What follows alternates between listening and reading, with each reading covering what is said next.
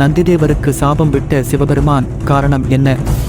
நந்திதேவர் என்பது சிவபெருமானின் வாகனமாகவும் கோவில் ஊர்வலங்களில் உற்சவ வாகனமாகவும் கணங்களில் ஒன்றாகவும் இருப்பது நாம் அனைவரும் அறிந்ததே.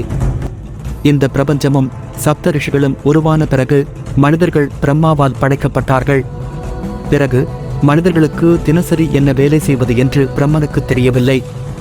எனவே பிரம்மா சிவனை அணுகி தீர்வு கேட்டார். இதற்கு பிறகு சிவன் ஒரு தீர்வை கண்டுபிடித்து நந்திதேவரிடம் தனது வார்த்தைகளை கூறி பூலோகத்தில் உள்ள மனிதர்களிடம் சொல்லிவிட்டு வரச் சொன்னார். சிவன் அதன்படி மனிதர்களை தினமும் எண்ணெய் தேய்த்து வழிபடச் சொல்லுங்கள், மாதம் ஒருமுறை உணவு அருந்தச் சொல்லுங்கள் என்றார். ஆனால் நந்திதேவர் தினமும் உணவு உண்டு மாதந்தோறும் சுவாமியை வணங்கி எண்ணெய் தேய்த்து குளிக்க என்று எதிர்மாறாக சொல்லிவிட்டார்.